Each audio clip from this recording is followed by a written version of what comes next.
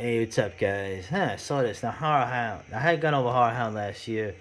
Uh, I had given it credit for not being, sticking to the horror, not getting, I guess, which is the best you can hope for, not getting political. Uh, but looks like things have changed. They changed really quick. Of course, this remember this Brain Dead, or as you remember, Dead Alive, right? Peter. Hey, did you know that Peter Jackson made horror films before he did Lord of the Rings? We all know this. I remember watching this film. I was living in Pennsylvania, rooming with some people, and we got, it was Saturday night. We rented this film. We were drinking, and holy crap, this film was crazy, crazy. A man using the lawnmower as a anti-zombie weapon, and it's cool too. It's like, oh look, the safe for the cover, right? And then you buy the gore. You buy it. You look inside. Now you can see this. Yeah, I'm not really gonna go over it too much though, because what can you say about Dead Alive, right? Uh, Still a great film. I haven't seen it in a while, but the practical effects. Um, Peter Jackson was really one of those guys who went from making these really low budget horror films to becoming probably one of the most successful directors in recent history. So, success story. Uh, the main thing here is Halloween Ends. Now, I've heard the description of Halloween Ends from many different people. It's very obvious that whatever critical reaction there was to Halloween Kills, I remember I had gone over Halloween Kills. It wasn't a great film, but it was fun. And Michael was kicking everybody's ass, right?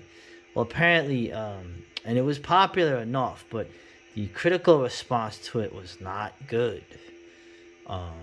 Some things didn't even cover it. Why, I don't know. I surmised in the video I did on it, but apparently they probably went a different direction for the sequel, and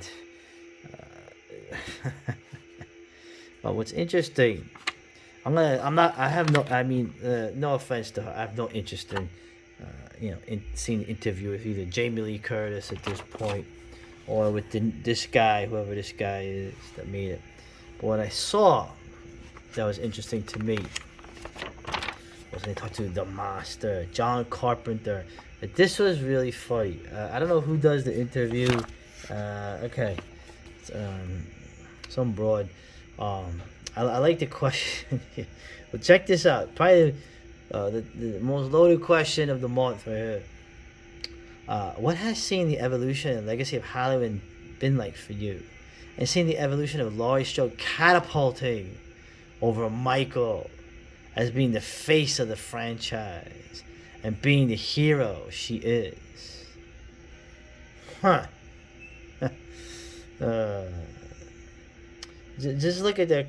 I don't even know if that's proper grammar, but like regardless, like look what this the question as a statement. I told you about that question as a statement, as a probe. Do you have the wrong opinions? Interview E. Of course, she's talking to Carpenter. Now, Carpenter is funny. At this point, you tell Carpenter's like, I'm in it. I'm in it for the money. I did this thing years ago, and it just keeps making money. Right? So here you go. Well, it began when I made the first Halloween. It's a little low budget horror movie, an exploitation horror movie, but it became something else in show business. Right? Straight up, right? It was a movie that didn't cost a lot to make. I made a bunch of money. Right? So he's pretty matter of fact about it. I like that. Wants to repeat that. Let's do it again. Right? I don't want to do it, but I can't stop him. So I said I'll join in on the fun. Right? Then he mentions, of course, Halloween 3 here. We tried a different direction. It didn't work. The audience didn't like it. Now, remember, Halloween 3 made money. It wasn't a flop, per se, but it didn't make the money that the first two did. So, right. They went right back to the story. I couldn't deal with it anymore. What is this shit? What are we doing? Excuse me. I heard my music stuck on these movies. Which I found funny, but that's fine, right? Because he's getting a check. They paid me pretty much every time it got made. Yeah, he made me a shitlip, but he is kind of dry. I kind of like John in his responses, and when you interview the guy for the most part. All right. So I like that. I got lucky. I just dropped into this. That's what I like to do. I love making money when I don't have to really do much. I like John Carpenter like 2 points more after this interview because he's kind of straight up just sort of being honest about it. Right? I like this. Let's see. I really love how they took Laurie and put her forward because you and Jamie together, along with Deborah, created such an icon in her, especially with these films and how she's taking her own power. I really love that. Loomis saved her at the end of the first movie. If Loomis hadn't come in, she'd be dead. End the story. All right.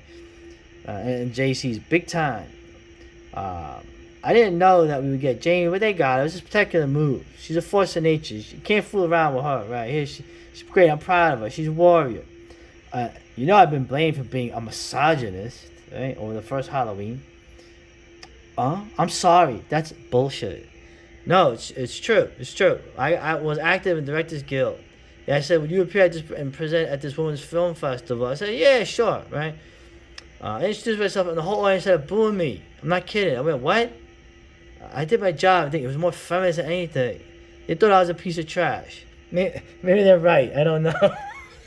Yeah, this is actually gold right here, man. This was the price of the magazine here. Alright, so he talks about here, about the new film, right? And then it goes into something funny, right? Like this. That's a long way from the exploitation stuff we did back in '78. Oh, exploitation. I love it, man. I love it. It's a new world, okay? It's a brand new world out there. Yeah. That's one thing that Harvey Weinstein did, was he turned the world on to the scumbags. I give him that. Yeah. He totally did. Piggybacking off of that, to me, you're one of the pioneers, like Rod Serling, who used the genre to speak to what is happening around us. What do you think about the wave of films that are doing this today? Right? And blah, blah, blah. How Jordan Peele is using films to speak to racism. You did that with Pro-Life, right? He's talking about the Masters of Horror episode, which I thought, wow, today that's definitely prescient. Jordan Peele's brilliant. He's great. He's great guy. I like this. Right? And he mentions, of course, the late George Romero and Tobe Hooper. Each new generation reinvents it. Right? I came along after George and Tobe reinvented it. I took a stab at it. I think it goes on from there. Right?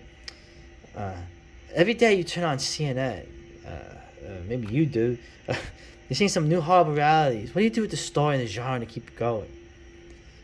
He's like, real life horror, movie horror is fake, right?